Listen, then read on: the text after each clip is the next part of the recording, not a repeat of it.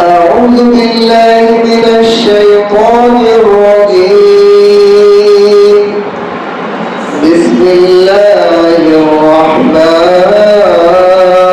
الرحيم يا أيها النبي قل لمن في أيديكم من الأسرى إن يعلم الله في قلوبكم خيرا يؤتيكم خيرا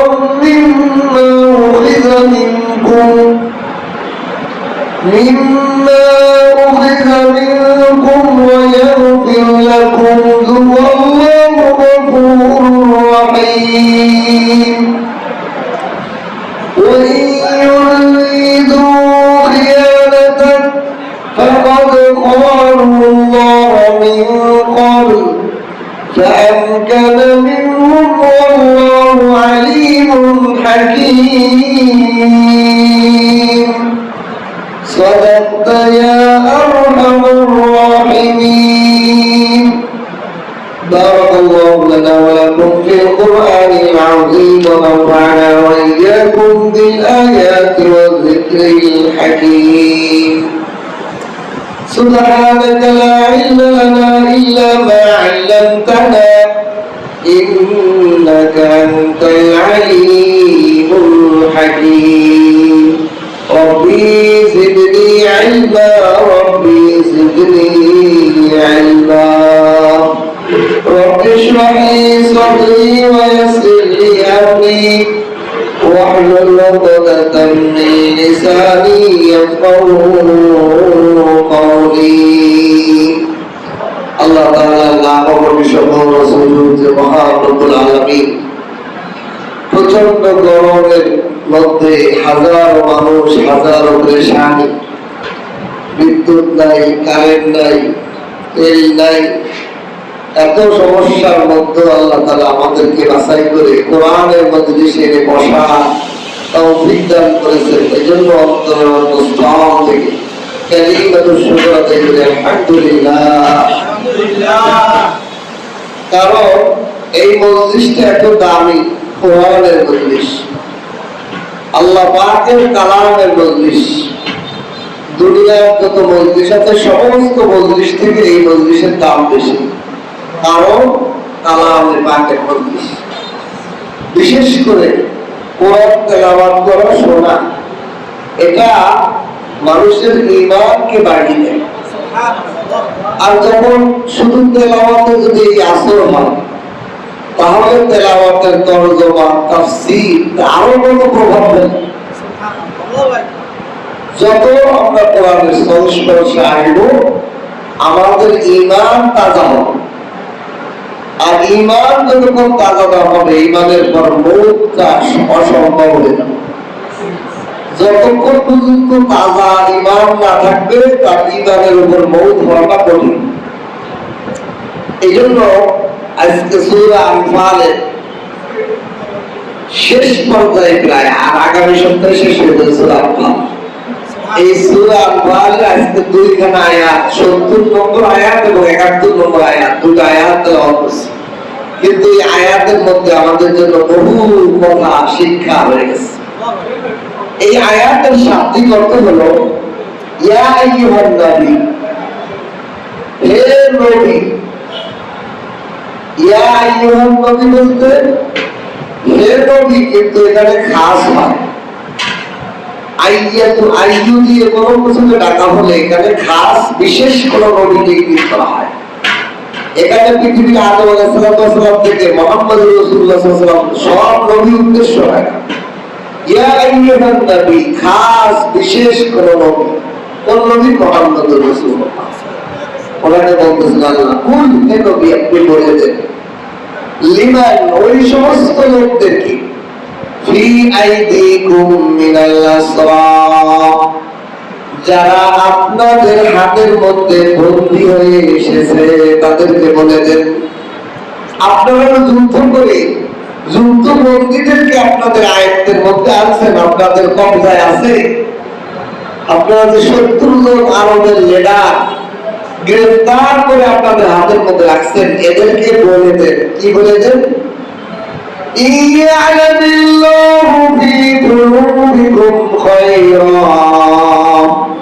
আল্লাহ যদি তোমাদের অন্তরের মধ্যে কোন ধরনের ঈমানের সম্ভাবনা দেখেন, আল্লাহ দেখেন মানে ঈমান গ্রহণ করার সম্ভাবনা দেখেন, ইউতিকুম খায়রা, আল্লাহ তোমাদেরকে কল্যাণ দান করবে।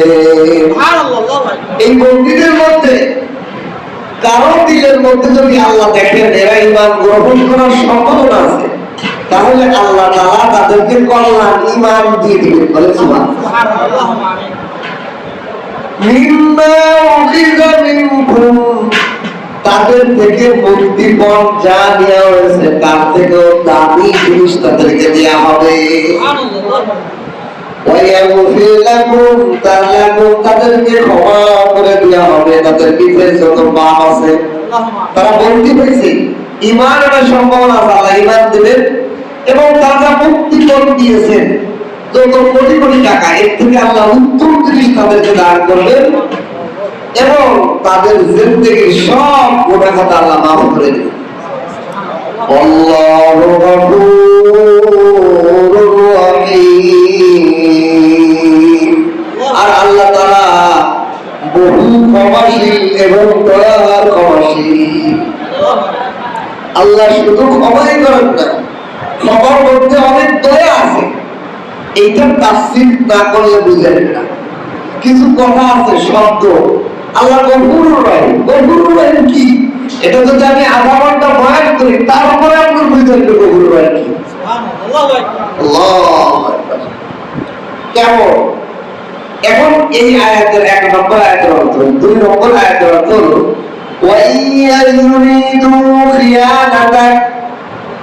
এখন হে নবী, আপনি যদি এদেরকে মুক্তিপণ নিয়ে ছেড়ে দেন, এরা যদি আবার মুসলমান হয়েছে, এদের মধ্যে কেউ মুসলমান হয়েছে, এরপরে আমার মন চাইবে আবার যদি কাফের হয়ে যায়, খেয়ানত করে দাও, ইউরিদু খিয়ানাতাক, এরা যদি আপনার কোনো খেয়ানত করে, মুসলমান হয়েছে আপনার সামনে, পরে যেন কাফের হয়ে আপনাদের কোনো ক্ষতি করে, এরা যদি ইমানের খেয়ানত করে, এরা তো ইতিপূর্বে আল্লাহর খেয়ানত করছে। এরা তো কম মানামানে এসেছিল, নবীদের সঙ্গ দিলে ঈমান আনবে, এই কথা আল্লাহর কাছে ওয়াদা করে আসছিল, কিন্তু দুনিয়াতে এসে কাফের হয়ে গেছে, মুশরিক হয়ে গেছে। এরা তো ইতিপূর্বে আল্লাহর খেয়ানত করছে, আপনার ভয় কিসের? আপনি মুক্তিপণ দিয়ে ছেড়ে দেন, ছেড়ে দিয়ে যদি ঈমান না আনে, ঈমানের যদি বেড়ে যায় আবার মৃত্যু হয়, এটা আপনার কোনো সমস্যা। আল্লাহ আপনার তাদের উপর আপনাকে প্রাধান্য দিবেন, শক্তিশালী করবেন, কারণ আল্লাহ হলো আপনার সাথে, ওদের সাথে নয়। আর আল্লাহ খেয়ানত করে কেউ বাঁচতে পারবেন? আল্লাহু আলিমুন হাকীম। আল্লাহ মহা জান্নাওয়ালা, মহা জান্নাওয়ালা। আল্লাহ কেমন জান্নাওয়ালা? না জানার আল্লাহর পর্দার মধ্যে নাই, আল্লাহর সিস্টেমের মধ্যে না জানা নাই। তিনি হলেন আল্লাহ, যে সব জানে না, কিছু জানে, সে আল্লাহ হইতে পারে না। আল্লাহ তো তিনি সব জানেন, না জানার বিষয় তার কাছে নাই। হাকিম, তার প্রত্যেকটা জিনিস হিকমতের সাথে হয়। কিছু জিনিস আমাদের বুঝে আসে, কিছু জিনিস বুঝে আসে না, সবই আল্লাহর হিকমত। আল্লাহ আমাদের জন্য ভালো কিছু করে। আমার ছোট ভাই বসুন্ধরা মাদ্রাসার খেদমত করে, হঠাৎ করে মহকুমা সব ডাক দিয়ে চাকরি নাই। আমার ছোট ভাইকে দিলাম 20,000 টাকা স্যালারি পাও, চাকরি এখন নাই।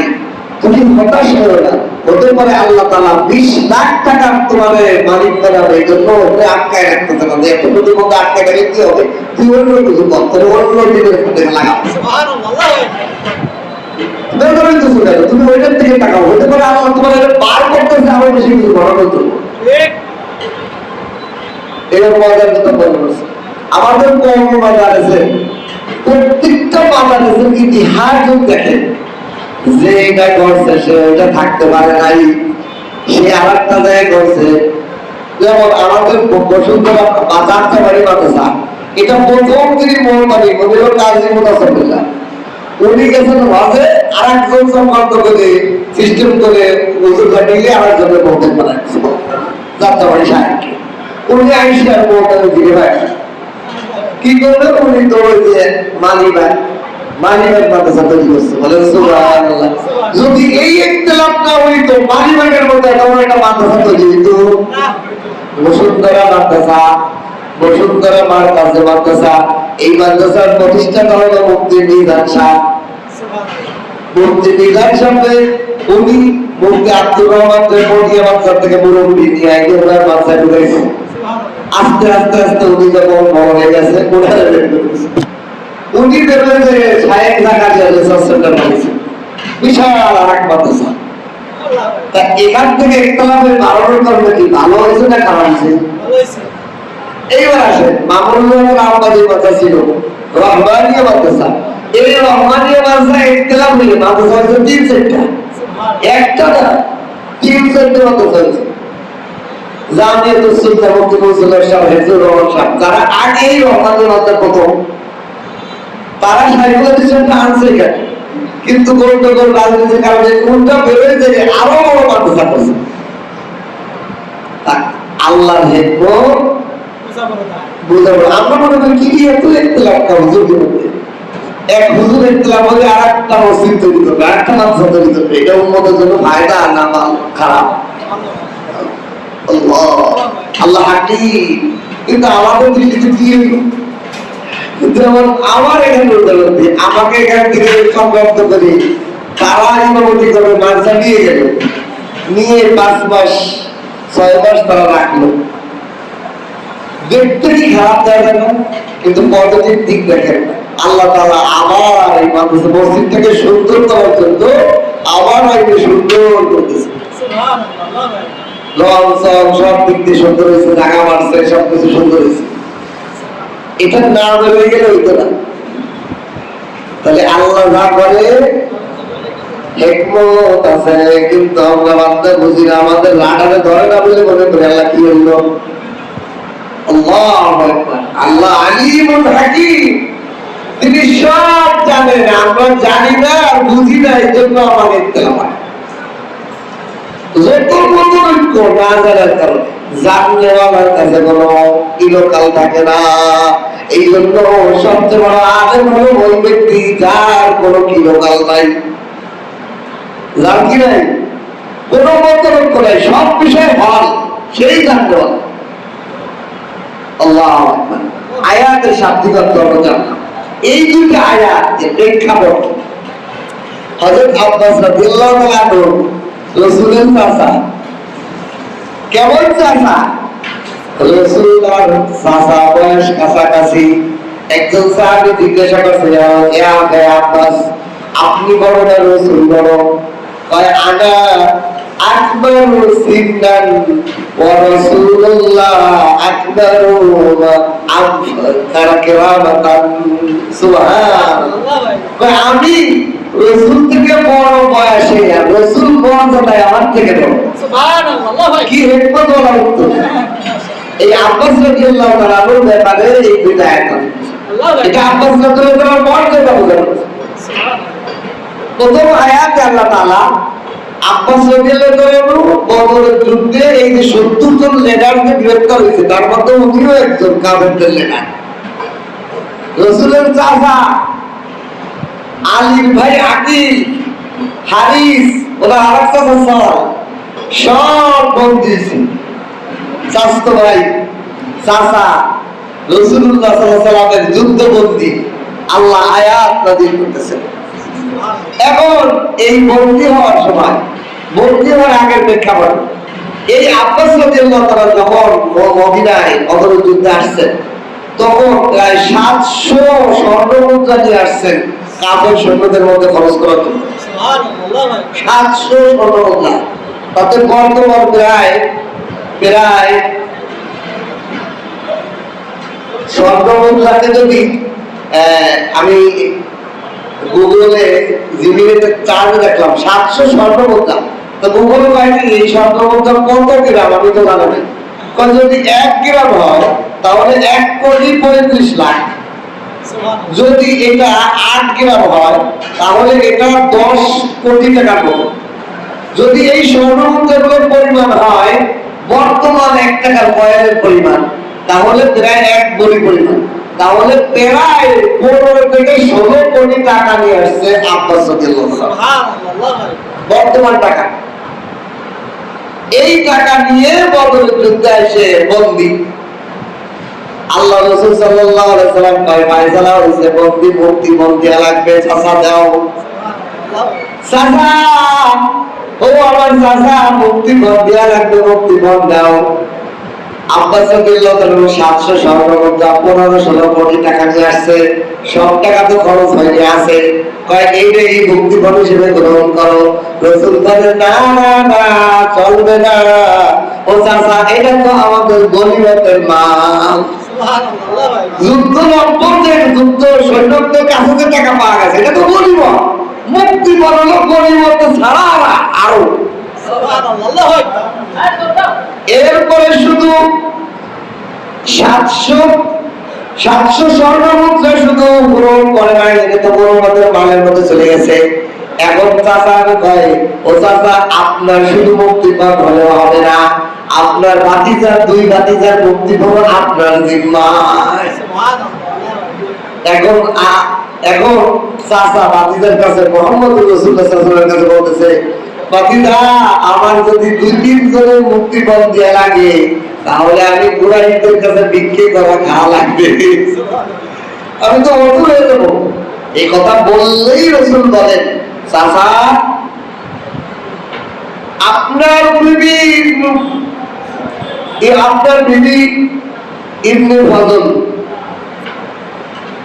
আপনার বিবি উম্মে ফজল এই স্ত্রীর কাছে রাতের গভীরে যুদ্ধে যাওয়ার আগে আপনি যে কত টাকা রেখে আসছেন? 20 উকিয়া 20 উকিয়া আপনি কি আসছেন রাইখে আসছেন স্বর্ণমুদ্রা, সেটার খবর কি? আপনার শরীরে আসছে জুড়ে কয় আমি ভাতিজা এই উকিয়া 20 উকিয়া আমার বিবি উম্মে ফজলের কাছে তো রাইখে আসছি, দুনিয়ার কোন তৃতীয় কোন মানুষ ছিল না, তুমি জানলে কেমনে? সুবহানাল্লাহু আকবার। জানাই দিয়েছে রাসূলুল্লাহ সাল্লাল্লাহু আলাইহি ওয়াসাল্লাম, আমার পরওয়ারদিগার আল্লাহ আমাকে জানাই দিয়েছেন। সঙ্গে সঙ্গে আব্বাস রাদিয়াল্লাহু তাআলা প্রকৃত বুঝে আসছে আমার ভাতিজার নবী সত্য নবী, এর মধ্যে কোনো আর সন্দেহ নাই। সঙ্গে সঙ্গে নিজে ঈমান আনছেন, 2 ভাতিজা আকিল এবং হারিসকে 2 জন ঈমান আনতে আদেশ করে দিয়েছে। সুবহানাল্লাহ। 3 জনই মুসলমান হয়েছে। এখন মুসলমান হওয়ার পর যুদ্ধের তরিকা হলো যুদ্ধবন্দী আসামি যদি মুসলমানও হয়ে যায় তাহলে মুক্তিপণ দিয়ে লাগবে, এই জন্যই আয়া এখন তো মুসলমান হয়েছে না দিয়া লাগবে। এখন এই জন্য আল্লাহ তাআলা সান্ত্বনা দিয়েছেন যে আপনি মুক্তিপণ হিসেবে যদি ঈমান আনার পর তুমি কিছু দাও, আল্লাহ তোমার ডবল দান করবে। সুবহানাল্লাহ। এর ডবল দান করবে আল্লাহ। এই 20 উকিয়া আমার বিবির কাছে তো লাগিয়েছিল, সেটাও আমি গুগলে চার্জে দেখলাম, বর্তমান টাকা হলো প্রায় 47,35,000 টাকা। 47,35,000 টাকার মতো সম্পদ তাদের কাছে লাগিয়েছিল। এখন এই 3 জন এই না 47,35,000 টাকা 3 জনের মুক্তিপণ হিসেবে আদায় করছে আল্লাহ রাসূলের কাছে। আর বিবির কাছে যে লাগিয়ে আছে ওটার উল্লেখটাই সংখ্যা কত রেখেছে, ওটা থেকে এই 47,35,000 টাকা 3 জনের চাচা 2 ভাতিজার মুক্তিপণ আদায় করছে আল্লাহ রাসূলের কাছে। আর ওদিকে 11 কোটি 15 কোটি তো গনিমতের মালের ভিতরে গেছে। এখন আব্বাস রাদিয়াল্লাহু তাআলা নিয়ে এলো, এরপরে মুসলমান হয়েছে। মুসলমান হওয়ার পর আল্লাহ রসুল একটা বুদ্ধি করছে, এই চাচা দুই ভাই চাচতো ভাই, এদের তিনজনকে বলছে তোমাদের ঈমান প্রকাশ করো না মক্কায়। তোমরা তো মুসলমান হয়েছো, চাচা আপনি তো মুসলমান হয়েছে, প্রকাশ করে আল্লাহ রসুলের কেউ বলেন মুসলমান হয়েছে কেন? একটা হেকমতের জন্য। রাসূলুল্লাহ সাল্লাল্লাহু আলাইহি ওয়াসাল্লাম জানেন ওনার চাচা আব্বাস বহু মানুষের কাছে টাকা পাবে মক্কায়, যদি ঈমান প্রকাশ করে সব টাকা পায় কাফের মারে দিব, তোমার দিতে বলো। এই জন্য বিদায় হাজার আগেও আব্বাস রাদিয়াল্লাহু তাআলা আল্লাহ রাসূলের কাছে আবেদন করছে যে আমার অনুমতি দিন, আমি মদিনায় হিজরত করে চলে আসি। কারণ না আসা যাবে না, আপনার ঈমানও প্রকাশ করা যাবে না আর আসাও যাবে না, একবারে মক্কা বিজয়ের দিন হবে প্রকাশ আপনার ঈমান। সুবহানাল্লাহ, আল্লাহর হিকমত। এই আব্বাস রাদিয়াল্লাহু তাআলাকে সান্ত্বনা দেওয়ার জন্য বললেন, তুমি যে মুক্তি পরিষদের 47,35,000 টাকা তিনজনের দিলে, আল্লাহ পাক কত বড় দয়াশীল, আল্লাহ তোমাকে এর থেকে বহু গুণ বেশি সম্পদের মালিক বানাবে। সুবহানাল্লাহ। আব্বাস রাদিয়াল্লাহু তাআলা ঈমান, এই আল্লাহ দেখেন এর আল্লাহ পাককে গফুর এবং রহিম কেন, এটা বোঝানোর জন্য একটা কথা বলতে, সেটা হলো এই কাফেররা নবী এবং নবীর সাহাবাদেরকে কি কষ্ট দিয়েছে। এই আরবের মুশরিকরা নামাজে কষ্ট দিয়েছে, মারছে, সুমাইয়াদের শহীদ করছে, কত ধরনের অত্যাচার তারা করছে। এরপরে তাদেরকে যখন মুসলমানরা বন্দী হিসেবে পাইছে, তাদেরকে বন্দী পাওয়ার পর তো কতল করে দেওয়ার দরকার ছিল। এটা আল্লাহ পাকের যে কত বড় দয়া যে আল্লাহ তাদের দিলের মধ্যে, আমাদের নবীর দিলের মধ্যে ফয়সালা দিয়ে দিয়েছেন যে তারা মুক্তি মানুষের কাছে ছাড়িয়ে দেবে। এটা কোনো কথা হইল? যারা আমার জানের দুশ্মন তারে আমি আটকানোর পরে মুক্তিপণ নিয়ে করে টাকা দিয়ে ছেড়ে দিচ্ছে, তাও অল্প করে না, এই অল্প করে টাকা বিনিময়ে তাদেরকে ছেড়ে দিলাম। আল্লাহ এটা বলতেছে কি পরিমাণ দয়া আমি তাদের প্রতি করছি। এরপরে তাদের মধ্যে যে ইসলাম মুক্তিপণ নিয়ে অনুমতি দিয়েছে, এরপরেও আমি আরো তাদেরকে আদর করতেছি যে তারা যে মুক্তিপণ দিয়েছে তার থেকে বেশি বেশি 10-20 গুণ আমি তাদেরকে সম্পদ পাই। তারা ঈমান আনার বড় মুক্তিপণ দিক, আমি তাদের সম্পদ পাই। এই জন্য আল্লাহ বলেন আমি যদি তাদের অন্তরে ঈমানের কোন বিষয় দেখি, কল্যাণ দেখি, আমি তাদের ধন সম্পদ বাড়াই দিব, তাদের থেকে যেই পরিমাণ ধন সম্পদ নিয়ে হয়েছে তার থেকে বহু গুণ বাড়াইয়া দিব। এই জন্য ইবনে আব্বাস রাদিয়াল্লাহু বলেন যে আমি মক্কা বিজয়ের পর আমার নিজের চোখে দেখা যায় আমার আল্লাহ কি পরিমাণ সম্পদ দিয়েছে। কি পরিমাণ সম্পদ? আমার 20 জন গোলাম ছিল। কয়জন? আল্লাহ আমাকে 20টা গোলামের মালিক বানিয়েছে। এবং এই যাইতাই গোলাম না, যে গোলামগুলো এক একটা ব্যবসায়ী ছিল, মারখামারা ব্যবসায়ী। এক একজন গোলামের আন্ডারে আমার ব্যবসা চলতো প্রায় 20,000 দিরহাম। ওই যুগের বর্তমানে 20 কোটি টাকার মতো। আপনার যদি এক একটা কর্মচারী থাকে যারা অলরেডি ব্যবসা করে আপনার টাকা দেয় এবং বাজারের সেরা ব্যবসায়ী, তাহলে সেই লোকটা কেমন ধনী হবে? আব্বাস বলেন আমাকে আল্লাহ 20টা গোলাম দান করছে, প্রত্যেকটা গোলাম এমন বড় ব্যবসায়ী ছিল যে প্রত্যেকের আন্ডারে 20,000 করে দিরহামের আমার অ্যাসেট ছিল। তারা আমারে কামাই দিত, কারণ তারা তো খায় না, তারা মৌলিকের সব দিতে হয়। গোলাম তো কর্মচারী হিসেবে বেতনও পায় না, কর্মচারী তো বেতন পায়। ম্যানেজার রাখলে 1 কোটি টাকার ব্যবসা হলে 1 লাখ টাকা বেতন দিয়ে লাগে। আর গোলাম খালি খাওয়া দাওয়া, আর কিছু নেই, জামা কাপড় দাও শেষ। আমার বিবি বলতেছি কাজের মহিলা না রেখে একটা বিয়ে করলে ভালো হয় না, ভাত কাপড়ে চলে গেল। আর কাজের মহিলা রাখলেও 1,000 টাকা 2,000 টাকা দিয়ে লাগে। সহজটা নেয় না, কঠিনটা নেয়, বোকার দল মহিলা। আল্লাহ তাদেরকে বোঝা না। তো ওই যুগে গোলাম ছিল এরকম সুবিধা। যদি আপনার 20টা গোলাম দেয় তাদের কর্মচারী লাগে, কি সুবিধা ছিল? আল্লাহ আব্বাস রাদিয়াল্লাহু বলেন যে আল্লাহ তাআলা আমাকে এরকম সম্পদ দান করেছে। এত বড় সম্পদ আমাকে দান করছিল কি, যে আমাকে আল্লাহ রসুল হাজীদের পান করানোর মূল দায়িত্ব আমাকে দান করছে। আমি মনে করি, আব্বাস বলতেছেন, আমি মনে করি আরবের সমস্ত মানুষের সম্পদের থেকে সবচেয়ে বড় সম্পদ আমি পাইছি যে আমি হাজীদেরকে পানি পান করাই। সুবহানাল্লাহ, এটা বহু বড় ইবাদত। আমাদের মসজিদে আমরা মুয়াজ্জিন সাহেব যে মুসল্লি পেয়েছি, পানি ভরেও রাখবেন, পানি রাখা। কাফের মুশরিকরা আমাদের আদর্শ নিয়ে গেছে। ইউরোপ আমেরিকার রাস্তায় রাস্তায় পানি, সব ভালো পরিষ্কার পানি খাওয়ার জন্য তারা ব্যবস্থা, দেখা যায় বছরে একটা মানুষ এটা হাঁটে না, তবুও তারা পানির ব্যবস্থা রাখছে। মোবাইলটা চার্জ দেওয়ার একটা সোলার দিয়ে ব্যবস্থা রাখছে, বলেন। অথচ আমরা মুসলমানের দেশে এরকম যদি পানি দিয়ে রাখি, ওই দিন 2 দিনের মধ্যে চুরি হয়ে এটা জায়গা সহ পানি সহ হয়ে যাবে। আল্লাহ কম দেশে বসবাস করলাম, এখন জাতি বাঙালি জাতি এমন জাতি আমরাও মসজিদে বোতল দেই, বোতলে একজন একটা নিয়ে যায়, অনেক সময় নিজের বোতলে নিয়ে যায় মসজিদে, কোনো হুঁশ নাই যে আমিও একটা বোতলে এনে রাখি। আল্লাহ আল্লাহ আমাদেরকে এই খানকা তো এই জন্যই করা দরকার, মানুষ বানানোর দরকার। এগুলো মানুষ না, হাইওয়ান জানোয়ারের গুরুত্ব করতেছে। মানুষ হওয়া দরকার, যে মানুষটার দ্বারা আসমান জমিনের কোনো ক্ষতি হবে না, কোনো মাখলুকের ক্ষতি হবে না। সে চিন্তা করবে এটা নিয়ে কি হলে কি হবে, একটু বিবেক খাটাবে।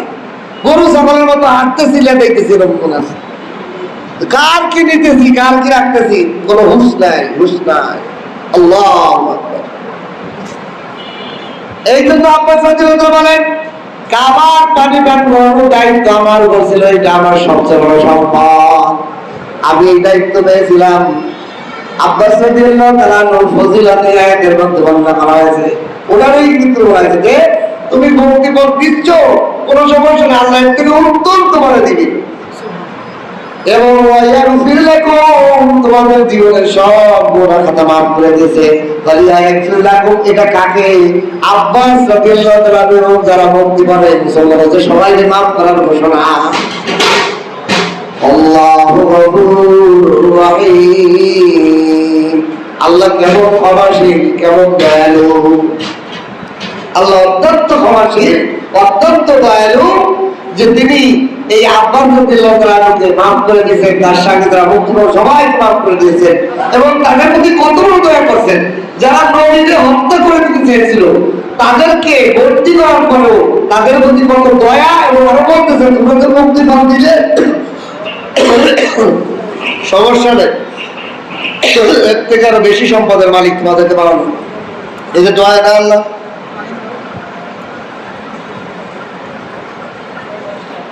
আল্লাহ পাকের দয়া।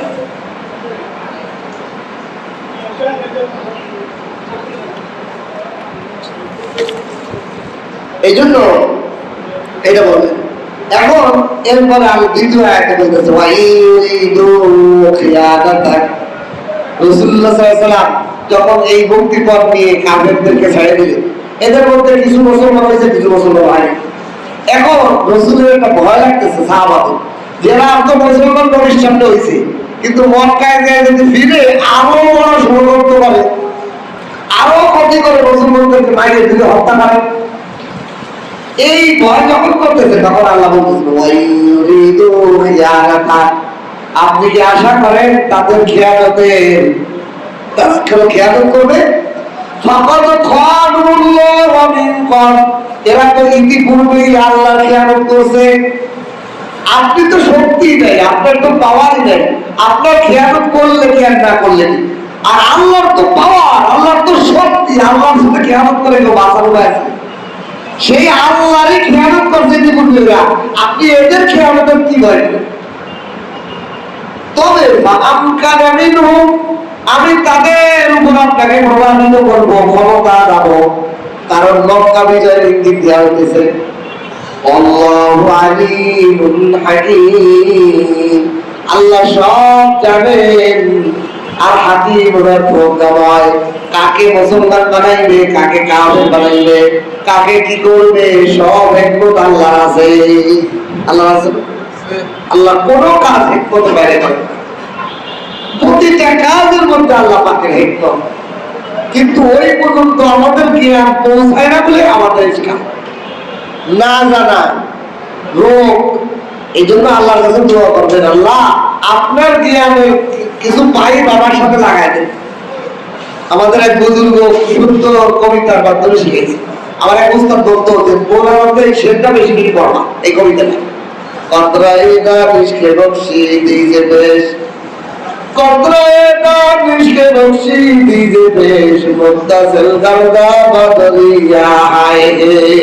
ও আল্লাহ, আপনি যে আমারে এক ফোঁটা আপনার পক্ষ থেকে এলেন দান করছেন, আমাদেরকে আল্লাহ এক ফোঁটা এলেন দান করছে না?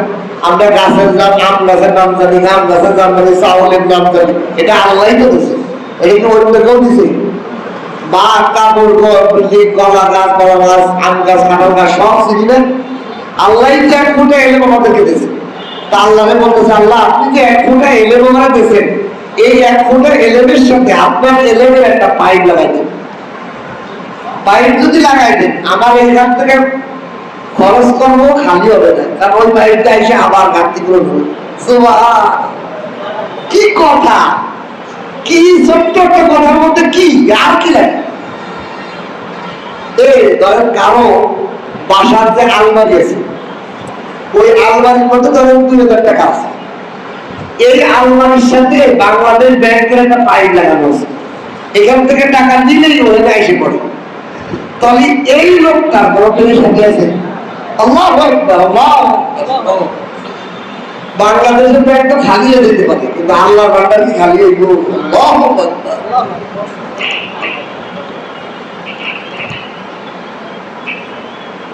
কোম্পানি যখন পানি বলে পুরা বলে না, কিনলে কি বলে না। আমি এটা আগে বুঝতাম না, পরে বুঝছি যে এটা এই জন্যই বলে খাইতে গেলে যেন পানি না হয় যায়। কিন্তু আমরা অনেকে বুঝি না, আমরা করি কি বলতে পুরো বলে নেই। আমাকে এটা হলো মাইন্ড করেন না, আপনার মাধ্যমে সবাই শিখেছে, এর মানে বোঝা যায় লোকটার মধ্যে লোভ আছে। মানে আপনারা বলতেছি না, এটা সবার জন্য কথা বুঝছেন, যে পুরো ভরে পানি নেয় এর মধ্যে লোভ আছে, একটু কম করে নেই নেই কেন, ওর মধ্যে বেশি পাওয়ার আগ্রহ আছে, বুঝতে পারছেন? এই জন্য একটু ঘাটতি করে করতে যাতে লোভ কম হয়, বুঝতে পারছেন? বেশি করে পানি পড়লে খাইতে গেলে কি হয়ে যায়, পড়ে যায়। এই জন্য কোম্পানি গুলো দেখবেন তেল, পানি, সেভেনা যত পাচ্ছে সব একটু ঘাটতি করে বলে। এর কারণ এটা যে কাজ করতে গেলে কাজ তখন বেশি করা লাগবে, আর ওই মতো করতে গেলে তো আগেই পড়ে যাবে। আর যখন একটু কম পড়ছে তখন বেশিক্ষণ কাজ করা হবে, একটু বেশি কাজ করবে। সব জায়গায় হিকমত আছে, আমরা বুঝি না এই জন্য। এই যে পানির বোতলের মধ্যে ফুটকি ভিন্ন, এটা আমি আগে জানতাম না। এগুলোরও পার্থক্য আছে, এটা পানির মার্কা বোঝায়, এই পানিটার মান কি। মুটকিতে আপনার মান বোঝায়, কিন্তু একটা জানতে থাকে যে এই পানির বোতলের এত রকমের কাঠ কেন, মুখ কেন। এই লাল মুখ থাকলে হলো এটা হলো সাধারণ, সবচেয়ে হলো কালো মুখ কালা পানিগুলো সবচেয়ে বেটার। ওটার মধ্যে মানে ওটা রিফাইন করা হয়েছে। আর যেগুলো এগুলোর মধ্যে সাধারণ মানে বেশি অত কিমোকাল না, খালি পানিটা পরিষ্কার হয়েছে, এটা কোনো পুষ্টি ঢুকানো হয়নি। এরকম মান আছে বিভিন্ন বিভিন্ন। এই জন্য প্রত্যেক জায়গায় কি আছে, হিকমত আছে, জানা। এই জন্য আল্লাহর কাছে দোয়া করা, আল্লাহ আমাকে জানার তৌফিক দান করো। এই পৃথিবীতে সবচেয়ে দামি হলো ওই ব্যক্তি যে জানে, জানার, যাকে আল্লাহ জানার জ্ঞান দান করছে। জানা এবং মানা এই দুটোটাই বলে এলেম এবং আমল। এলেম লিখতে যেই হরফগুলো লাগে, আমল করতে আমল লিখতে ওই হরফগুলো লাগে। আইন লাম মিম এলমুন, আর আমালুন আইন মিম লাম, লামটা খালি পরে গেছে, আইন মাঝখানে দিয়েছে, মিম আগে চলে গেছে। এলেমের মধ্যে মিম পরে, লাম মাঝখানে, আর আমলের মধ্যে লাম, মিম আগে লাম পরে। মানে এই দুটো শব্দর সাথে একের সাথে এক প্রবর্তিত। এই জন্য এলেম খালি থাকলে হবে না, আমল শুধু আমল থাকলে হবে না। যে আমলের মধ্যে এলেম আছে আর যে আমল, যে এলেমের মধ্যে আমল নাই সেটাও দাম নাই। তাহলে জানা এবং মানা, আমল করা, দুটোটা যখন পাওয়া যাবে তখন হবে ইশক, আল্লাহ পাকের মারেফাত অর্জন হবে। এই জন্য জ্ঞান অর্জন করার চেষ্টা করা। আল্লাহ তাআলার গুণবাচক নামে আমিন। আল্লাহ আমাদের সকলকে সবচেয়ে বড় দৌলত এলেম দান করুন, আর এলেমের সাথে আমল করার তৌফিক দান করুন। বলেন আমিন। ওয়া আখিরু দাওয়ানা আলহামদুলিল্লাহি রাব্বিল আলামিন।